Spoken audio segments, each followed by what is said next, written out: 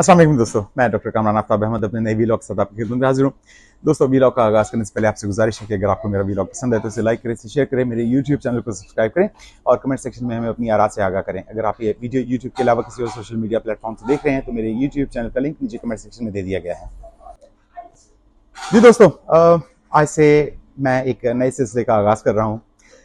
जिस तरह आपकी नॉलेज में है कि पाकिस्तान में इस वक्त फस्तायत यजीदियत अपने अरूज पर है और इस सिलसिले में पाकिस्तान तहरीक इंसाफ ने पाकिस्तान में प्रेस कॉन्फ्रेंसेस का एक सिलसिला शुरू किया है, जिसमें ऐसी फैमिलीज़, ऐसे लोगों को बुलाया जाएगा जिनके ऊपर जुल्म किया गया या अभी तक जुल्म जारी है।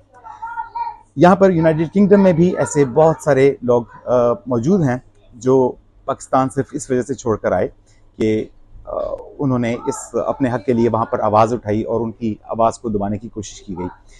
कुछ लोगों की फैमिलीज़ अभी तक स्टिल पाकिस्तान में हैं और इनको जुल्म और जबर का निशाना बनाया जा रहा है।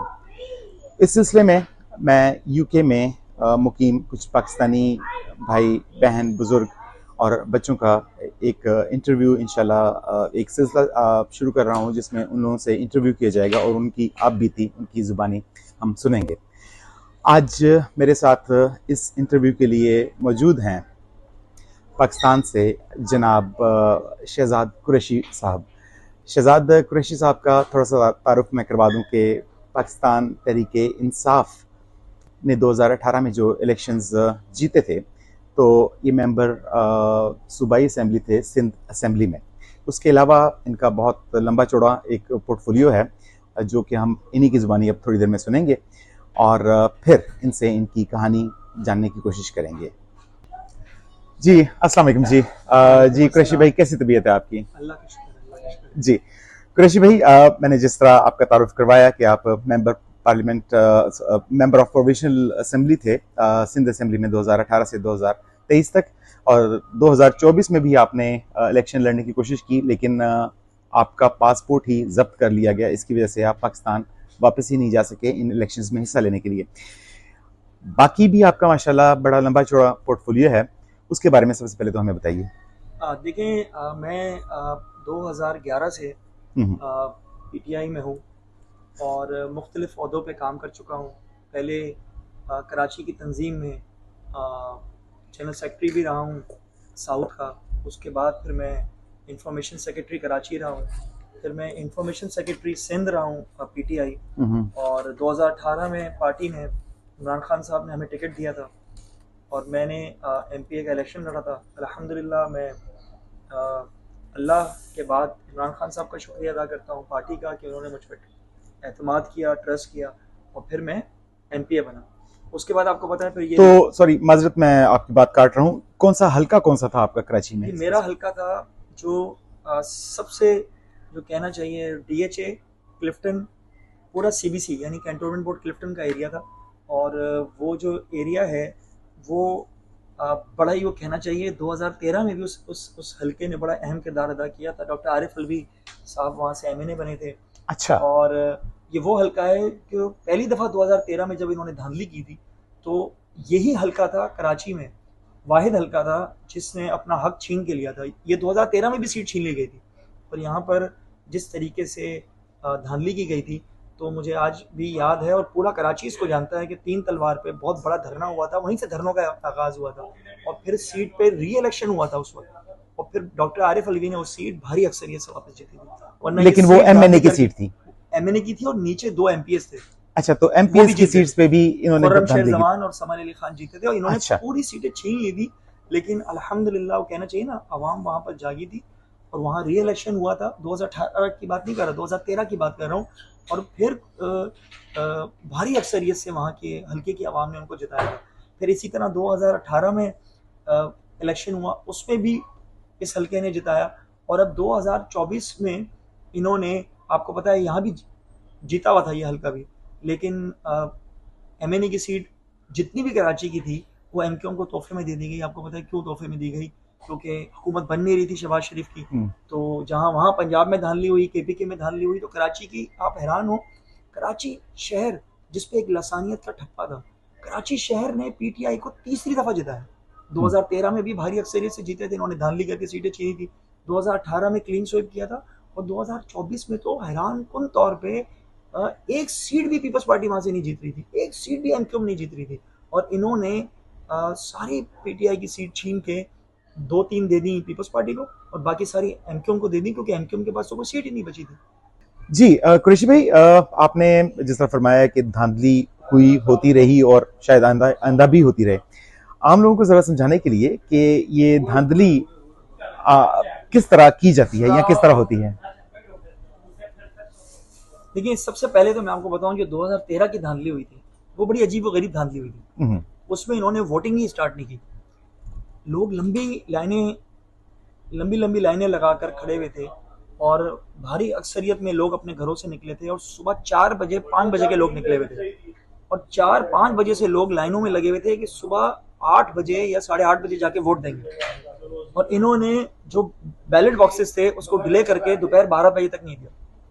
वहीं से हमें एहसास हो गया था कि ये धांधली का इन्होंने एक नया तरीका इजाद किया। उसके बाद बैलेट पेपर्स ये जाली बनाते हैं, सबसे बड़ी चीज़ ये जाली ठप्पे लगाते हैं। ये जाली ठप्पों के लिए बहुत मशहूर है, क्योंकि ये क्या करते हैं, वो जो वोटर की जो लिस्ट होती है उसे ले जाते हैं, और जो वोटर पर्ची होती है वो लेके जाके अपनी मर्जी से ठप्पे लगाते हैं।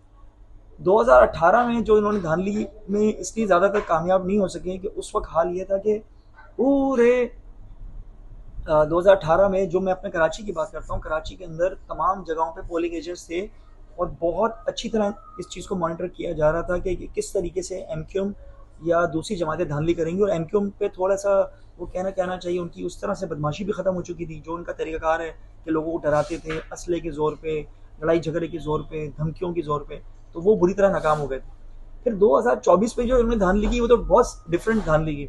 आवाम ने इस कदर भारी तादाद में वोट दिया कि इनके पास धांधली का कोई वो नहीं था, जाली वोट भी नहीं डाल सके, पर्चियां भी नहीं दे सके, धमका भी नहीं सके लोगों को। तो आखिर में इन्होंने क्या किया, वो जो फॉर्म 45 लेके उम्मीदवार निकले, जो कि फॉर्म 45 जो मिलता है वो उम्मीदवार को पहला नोटिफिकेशन मिलता है कि आप ये जीत चुके हैं। उसके बाद फिर आरओ जो होता है, रिटर्निंग ऑफिसर, वो फॉर्म 47 देता है। इन्होंने 2 दिन 1 दिन कह लें रिजल्ट लेट किया, और जब रिजल्ट लेके आए तो उन्होंने फॉर्म 47 को टोटली चेंज कर दिया, जिसको आपने देखा होगा कि अक्सर लोग और हमारे अपने पीटीआई के अहदेदार, हमारे लीडर एक चीज़ कहते हैं कि ये फॉर्म 47 की पैदावार है, तो फॉर्म 47 ये है। तो बेसिकली लोगों को जब ये रोक नहीं सके और इतनी भारी तादाद में लोग निकले कि सारी सीट्स, आपको पता है पंजाब से भी आ रहे हैं ये लोग, केपीके ने तो क्लीन स्वीप किया है, जब ये बुरी तरह हार गए, सिंध के अंदर भी हारे, तो इन्होंने फॉर्म 47 के तहत रातों रात रिजल्ट चेंज किया, जिसका रिजल्ट ये निकला कि आज हमारे जो वज़ीर आज़म है वो सिलेक्टेड है, वो इलेक्टेड नहीं। जी कुरैशी भाई, काइंडली ये बताइए कि आप मैनचेस्टर क्यों आए, आप यूके क्यों आ गए। देखिए,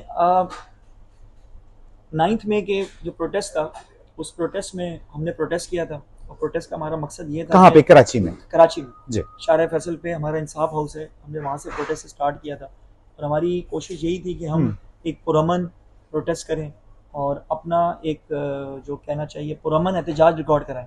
खान साहब की नाहक गिरफ्तारी और वो जो जुल्म आपको पता चल रहा था, वो तो जुल्म तो शुरू हो चुका था, चाहे वो फैसल की डेथ हो, जिले शाह की डेथ हो, और जो दूसरे वाक़यात हुए, उससे अंदाज़ा हो गया था कि हमारे मुल्क में क्या चल रहा है और क्या नहीं। लेकिन 9 मई के बाद तो इन्होंने वो क्या कहना चाहिए कि एक जुल्म का बाज़ार गर्म कर दिया, और राइट लेफ़्ट सेंटर जो मिले उस पर मुकदमात, झूठे मुकदमात, एंटी टेररिज्म के मुकदमात, घरों से उठाना, घरों पे छापे, और जो सूरत हाल हुई उसके बाद मैं ये समझता था कि मेरे पास 2 ही चारे थे कि या तो मैं इनको गिरफ्तारी दे दूं, और ये जो कहें, जो ये कर रहे थे ज़बरदस्ती के लोगों से पार्टी छुड़ा रहे थे, पार्टी छोड़ दो, मुल्क छोड़ दो, शहर छोड़ दो, जो कुछ भी कर लो, लेकिन बस तुम पार्टी छोड़ दो। तो जब पार्टी नहीं छोड़ी गई तो एक ही तरीका था कि ना मैं वैंडम था, ना मैं क्या कहते हैं उसको आर्नल्ड था, कि मैं उनका ये जुल्म सितम बर्दाश्त कर पाता, उनका तशद्दुद बर्दाश्त कर पाता। तो मैंने यही आफियत जानी, और उसको खान साहब का भी हुक्म था, हमें आज भी याद है, खान साहब ने जूम की मीटिंग में कहा था कि जो जो छुप सकता है वो छुप जाए, आप इनका तशद्दुद बर्दाश्त नहीं कर सकेंगे, क्योंकि ये फ़िरौन बन चुके हैं। और वही हुआ। अब अल्लाह का करना ऐसा था कि मेरे पास वीज़ा लगा हुआ था, डिपेंडेंट वीज़ा। मेरी वाइफ यहाँ पढ़ने आई हुई थी मैनचेस्टर, वो 1 साल पहले आई हुई, बस वो मेरे लिए एक ब्लेसिंग थी, क्या था। और हम छुपे रहे, हम अपने जो सीनियर, जो हमारे लीडर्स थे, हमारे कराची की जो लीडरशिप थी, उनके साथ हम छुपे रहे, धक्के खाते रहे, कभी एक घर में, कभी दूसरे घर में, कभी तीसरे घर में, वहां पे पाकिस्तान में ही, पाकिस्तान सिंध में छुपे सिंध रहे, में ही रहे जी। छुपे रहे। और उसके बाद जब हमने देखा कि रोज एक प्रेस कॉन्फ्रेंस आ रही है, दो प्रेस कॉन्फ्रेंस आ रही है, जबरदस्ती पार्टी छुड़ाई जा रही है, जबरदस्ती कहा जा रहा है कि 9 मई की मजम्मत करो। ठीक है ना, हमारा तशद्दुद से कोई वास्ता नहीं, हम नहीं चाहते हम तशद्दुद करें, और हम तशद्दुद करने वालों में कभी शामिल भी नहीं रहे, ना कभी खान साहब ने हमें बोला कि आप तशद्दुद का रास्ता अख्तियार करें या किसी को नुकसान पहुंचाएं या चीज़ें करें। हम पुरअमल लोग हैं, पढ़े लिखे लोग हैं, मेरा ताल्लुक खुद मीडिया से है। मैं एक चैनल में चीफ ऑपरेटिंग ऑफिसर था, और मैंने मीडिया में ठीक ठाक साल गुजारे हैं, और बाइज्जत शहरी टैक्स पेयर तकरीबन 20 साल से मैं टैक्स पेयर हूँ, और कोई ऐसा गैर कानूनी काम नहीं किया। कभी तो मैंने चिड़िया भी माजरत के साथ मैंने कभी नहीं मारी। तो हम दहशतगर्द कैसे हो सकते हैं, या हम कोई ऐसा गलत काम कैसे कर सकते हैं जिससे हमारे मुल्क को या हमारे मुल्क के वकार को उसको नुकसान पहुंचे। पुरअमन एहतजाज करना आपका भी हक है, हमारा भी है, और हम यहाँ इंग्लैंड में भी देखते हैं, यहाँ पर फ्रीडम ऑफ स्पीच है, सब लोग एहतजाज कर सकते हैं, लेकिन कानून के दायरे में रहकर। उसके बाद जैसे तैसे करके हम यहाँ आ गए, और जब यहाँ आए तो बस वही सिलसिला जारी है। और मुझे याद है कि इलेक्शन का वक्त करीब आ रहा था, तो मैं तो खैर अपनी कॉन्सुलेट से पता करता रहता था कि पासपोर्ट को इन्होंने स्टॉप लिस्ट में डाला है नहीं डाला, वो है या नहीं है। तो मैं अपने एक मकामी अहदेदार के साथ गया, कॉन्सुलेट से चेक किया, तो पता चला मैं तो स्टॉप लिस्ट में हूँ, जबकि मुझे जाना ये था। कब की बात है?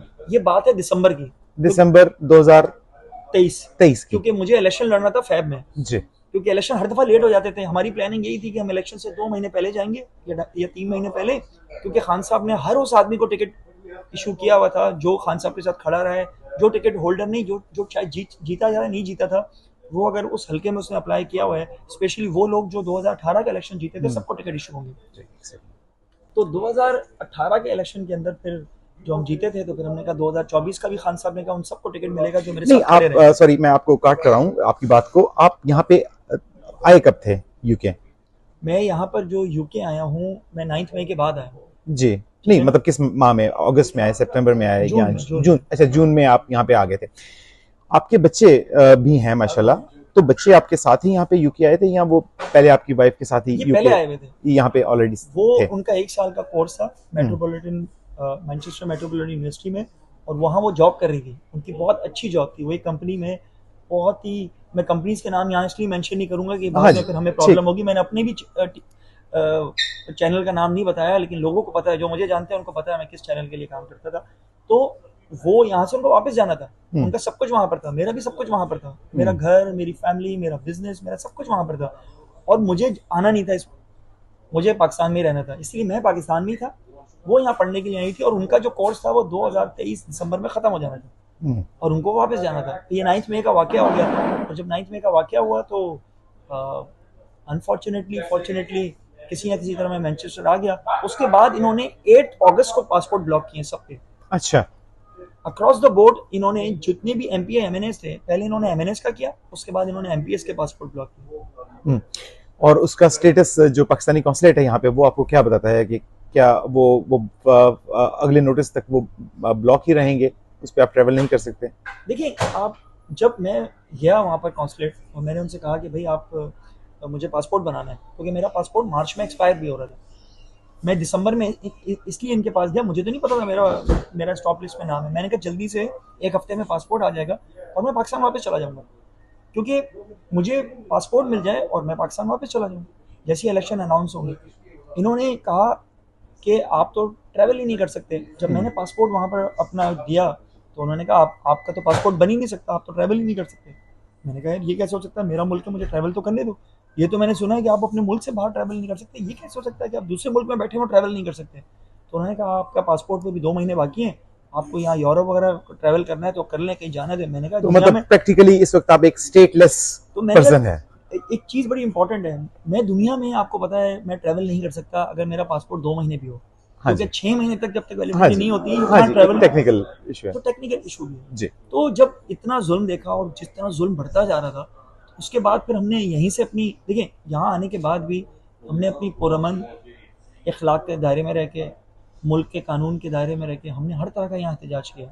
इस मुल्क के भी कानून का एहतराम किया है, उस मुल्क का भी किया है, लेकिन जो ज्यादती हुई है उसके लिए हम आवाज़ उठाते रहे और उठाते रहेंगे। कोई ये बोले, बहुत लोगों ने कहा यार अब तुम वहाँ पर हो तो एक ट्वीट कर दो, एक वीडियो पैगाम निकाल लो, एक कोई मुजम्मती बयान दे दो, चलो यार कुछ भी नहीं होता, एक ट्वीट कर दो। मैं कहा क्यों कर दूं? ना खान साहब ने कभी तशद्दुद का बोला, ना हमने गलत काम कोई किया है, ना कभी हमने लॉ तोड़ा है, ना कभी हमने कोई क्या कहना चाहिए उसको कि किसी किस्म की किसी को कोई तकलीफ पहुंचाई है। हम कानून के दायरे में रहना चाहते हैं। अच्छा, हमारे लिए कानून अलग है, दूसरों के लिए अलग है, ठीक है। और इसमें जो सबसे इम्पोर्टेंट चीज़ वो ये है कि अभी हमने जो एहतजाज किया है, आपके इसी इंटरव्यू के बताऊं, अभी हमने एहतजाज लंदन में किया था। उसके बाद जो 1 से 2 दिन के अंदर जो हमें मुख्तलिफ जगहों से पैगाम आना शुरू हुए हैं, और क्योंकि ऑब्वियसली हम जिस एहतजाज में भी जाते हैं, हर जगह पे खास लोग होते हैं जो हमें मॉनिटर भी कर रहे होते हैं, फिर ऑब्वियसली हमारी वीडियो अच्छा, यहाँ पर भी यहाँ भी होता है। तो वीडियो हमारी जो वायरल हुई उसमें भी हुआ कि वो है, यहाँ भी हमने कोई तशद्दुद की सियासत नहीं करना चाहते। ना इस मुल्क का कानून हम क्यों तोड़ेंगे? हम तो खुद इस मुल्क में आए हुए हैं, अब पनाह ली हुई है। तो कहने का मकसद ये है कि यहाँ पर जब से रिजीम चेंज हुआ है, यहाँ भी मुजाहरे हो रहे हैं, पाकिस्तान में भी हो रहे हैं और होते रहेंगे। लॉ को तो हम नहीं तोड़ सकते। हमने पुरअमन मुजाहरा लंदन में भी किया था, हमने पुरअमन मुजाहरा मैनचेस्टर में भी किया है, इवन ब्रेडफोर्ड पे, हर जगह जा जाके मुजाहरा करें। हमारा मकसद सिर्फ ये है कि दुनिया देखे, इंटरनेशनल मीडिया देखे, लोकल मीडिया देखे, और तमाम लोग देखें कि मुल्क में किस किस्म का जुल्म सितम हो रहा है। और हमारा मेन ऑब्जेक्टिव यही है कि इस मुल्क के अंदर कानून की हुक्मरानी हो। इस मुल्क से मतलब हमारे मुल्क में कानून की हुक्मरानी हो। हमें ठीक है, अगर आवाम इमरान खान को नहीं चाहती ना, आप इलेक्शन हुए थे, आपने फ्री एंड फेयर इलेक्शन कराते, अगर इमरान खान को अगर पसंद नहीं करती तो दूसरा वज़ीर आज़म आ जाता। अभी भी यही है कि आप प्लीज़, ये जो एक जाली हुकूमत है, ये जो एक इससे कभी भी मुल्क चलने वाला नहीं। ये मुल्क इस तरह से नहीं चल सकता। ये मुल्क बड़ी मुश्किलों से हमारे आबा अजदाद ने बनाया है। ये मुल्क बड़ा प्यारा मुल्क है, इसको कायद आज़म ने बनाया था, और अब कायद आज़म के बाद हमें एक लीडर मिला है इमरान खान, जो इस मुल्क में हकीकी मायनों में आज़ादी की तरफ हमें लेके जाना चाहता है। यहाँ पर आप देखिए ना, पहली दफ़ा, आप मुझे एक बात बताएं डॉक्टर साहब, पहली दफ़ा कौम इकट्ठी हो रही है। ना कोई सिंधी है, ना कोई पंजाबी है, ना कोई बलोच है, ना कोई पश्तून है, ना हज़ारे वाला है, ना मेमन है, ना कोई और ज़ात का है, ना महाजर है। यहाँ पहली दफ़ा हो रहा है, पाकिस्तानी हो रहा है। खुदा की कसम, कराची से लेकर खैबर तक सब खान साहब को वोट देना चाह रहे हैं। तो इसका मतलब है पाकिस्तान को इकट्ठा कर दिया। आप तो ऐसे शख्स को सरों पे बिठाओ, ऐसे शख्स को, क्योंकि आज तक पाकिस्तान की सियासत आप देख लो, पंजाब से कोई और जीता था, जाट पंजाबी जाट के नारे पे, KPK से ANP अपना नारा लगा के जीती थी, या मजहबी तौर पर जीता जाता था। कराची से अलग लोग जीतते थे, पीपल्स पार्टी की अपनी वो चीज़, सब जात पात के नारों पे जीत रहे थे ना। पहली दफ़ा हो रहा है, पाकिस्तान की बात हो रही है। खुदा के वास्ते, PTI हो, PTI कह के घूम कर हो, हम सब पाकिस्तान से मोहब्बत करने वाले लोग हैं। इसको पॉजिटिव वे में लें, और पॉजिटिविटी यही है कि आप खान साहब को रिहा करें, बेगुनाह लोगों को रिहा करें, और इस मुल्क में अब जुल्म सितम का बाजार ख़त्म कर दें। अभी भी ये तरमीम जो आपने मंजूर की है, इसमें भी आपने हमारे MNAs की वाइफ का क्या लेना देना?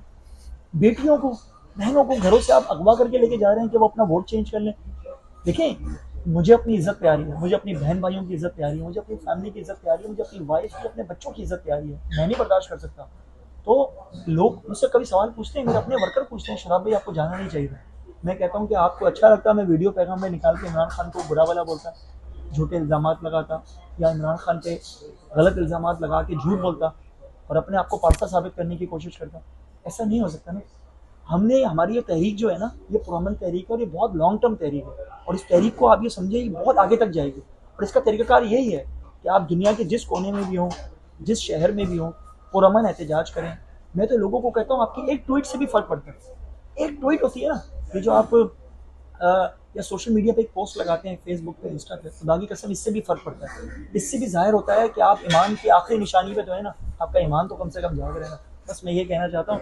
अभी भी मैं अपनी इस्टेब्लिशमेंट को भी कहना चाहता हूँ, आपको बहुत सारे अच्छे लोगों ने, पढ़े लिखे लोगों ने, और बहुत लोगों ने मशवरे दिए होंगे। पाकिस्तान से जितना मैं प्यार करता हूँ ना, आप भी उतना प्यार नहीं करते। पाकिस्तान फौज से भी मैं जितना प्यार करता था और अभी भी करता हूँ, ये इतना आप लोग भी नहीं करते हैं। लेकिन इसका हरगिज़ मकसद ये नहीं है कि हम अपने मुल्क की तबाही, अपने मुल्क की बर्बादी, अपने मुल्क में खुदा न खास्ता कोई ऐसा इंसिडेंट देखें और उस पर अपनी आंखें बंद कर लें। हम इसी मुल्क में हमें जीना मरना है, इसी मुल्क में हमें वापस आना है, हमारी जड़ें इसी मुल्क में हैं। तो इस मुल्क की तरक्की इसी में ही है कि खुदा के वास्ते इस मुल्क का सोचें, इस मुल्क को हकीकी मायनों में जमहूरियत पसंदी पे लेकर आएं। जी कुरैशी भाई, अब मीडिया में बहुत सारी इस तरह की अफवाहें उड़ाई जा रही हैं मुख्तलिफ हल्कों की जानिब से कि इमरान खान साहब इस वक्त कोई डील करने के चक्कर में है या वो डील हो चुकी है और शायद इसी नतीजे में उनकी जो बहनें हैं और उनकी जो बेगम साहिबा हैं उनको रिहा किया गया है और फिर इसी डील के नतीजे में इमरान खान साहब को भी कुछ दिनों में या कुछ हफ्तों में रिहा कर दिया जाएगा। आप इमरान खान साहब को 13 साल से बहुत करीब से जानते हैं, आपका बहुत सारा वक्त इमरान खान साहब के साथ ही गुजरा। आपके ख्याल में इमरान खान डील कर रहे हैं? देखिए, जितना मैं इमरान खान को जानता हूँ ना, इमरान खान साहब को मेरी पहली मुलाकात 2010 में हुई थी। उसके बाद से हमारी कोई तकरीबन, मैंने उस दिन बैठा हिसाब किताब लगा रहा था, 16 से 18 हमारी मुलाकात 1 to 1 हो चुकी है और जलसों में और वैसे तो ऑब्वियसली हुई थी, लेकिन मैं 1 to 1 की बात कर रहा हूँ। मैं जितना खान साहब को जानता हूँ या दुनिया खान साहब को जानती है, और ये बात अपनी मद्देनज़र रख ले, खान साहब कभी डील नहीं करेंगे। अगर डील करनी होती ना तो 2013 में भी इक़्तिदार में आ जाते, उस वक्त भी खान साहब को ज़बरदस्ती हराया गया था। 2018 में जीतने के बाद वो बहुत सारे ऐसे काम कर लेते जो कि उनको बोला गया था ताकि उनकी 2018 की गवर्नमेंट हो। और क्या बहनें, क्या भाई, क्या भांजे, क्या वाइफ, खान साहब की तो सारी फैमिली कुर्बानी दे रही है और पूरे वर्कर्स कुर्बानी दे रहे हैं। और खान साहब के साथ जो लोग खड़े हुए हैं, MP हैं, MNAs, जो लोकल सतह के लीडर हैं, एक एक वर्कर कुर्बानी दे रहा है और सबको ये यकीन है अल्लाह के बाद। देखिए, हमारा एज अ मुस्लिम हमारा यकीन अल्लाह पे है और हम अल्लाह के बाद जो हमारा यकीन है ना, वो इमरान खान है। और हमें इंशाल्लाह पूरी उम्मीद भी है, हमें यकीन भी है और इस यकीन के साथ हम बोलते हैं खान साहब कभी डील नहीं करेंगे। अगर डील करनी होती तो ये सब कुछ नहीं होता, क्योंकि जो डील करने वाले लोग होते हैं ना, वो लंदन भी आते हैं, वो पाकिस्तान भी चले जाते हैं, वो सब कुछ कर लेते हैं, वो वज़ीर आज़म बनने के लिए अस्तग़फिरुल्लाह पता नहीं क्या क्या कर लेते हैं, जूते पॉलिश कर लेते हैं, सब कुछ कर लेते हैं। खान साहब, आप मुझे बता देना, एक दिन कोई बंदा गुजार के दिखा दे 8 बाय 8 या 6 बाय 10 के कमरे में, एक दिन को गुजार के दिखा दें। हमारा ये जो जितनी सो कॉल्ड जो सियासी लीडरान है, बिलावल गुजार के दिखा दें या दूसरे लोग गुजार के दिखा दें। और जितना जुल्म इमरान खान के साथ हो रहा है, जितना जुल्म उनके साथ हो रहा है, लाइट बंद कर दी जाती है, बदतमीजियाँ की जाती हैं, खाना ख़राब दिया जाता है, गर्मी, आप गर्मी की शिद्दत से अंदाज़ा लगाएं कि जब नॉर्मल गर्मी होती है तो बर्दाश्त नहीं होती है, 42-45 तो नॉर्मल है, मतलब नॉर्मल से मुराद तो पाकिस्तान का टेम्परेचर ही है। उसके बाद उस खोली में, उस कमरे में कितनी गर्मी होगी। और जिस तरीके से उन्होंने सब कुछ कर लिया, बीवी को गिरफ्तार कर लिया, बहनों को कर लिया, भांजे को कर लिया, खुद को तकलीफ दिए जा रहे हैं, हम अपने बच्चों से नहीं बात कर सकते, बच्चों से मिल नहीं सकते। तो ये सब आप जुल्म देख सकते हैं कि इतने जुल्म के बाद आपको ऐसा लगता है ये प्रोपेगेंडा भी करेंगे, शोशा भी छोड़ेंगे, ये 5th जनरेशन वॉर है, ये हाइब्रिड वॉर का ज़माना है, ये सब कुछ करेंगे। आप अपना बिलीव रखें, इंशाल्लाह अल्लाह के बाद इमरान खान कभी भी समझौता नहीं करेगा, इंशाल्लाह। जी, आपके वक्त का बहुत शुक्रिया कुरैशी भाई और अपना ख्याल रखिएगा। अस्सलाम वालेकुम। शुक्रिया जी दोस्तों, मैं उम्मीद करता हूँ कि आपको मेरा आज का वीलॉग पसंद आया होगा। मुझे अपने अगले वीलॉग तक इजाज़त दीजिए और अपना ख्याल रखिए। पाकिस्तान जिंदाबाद।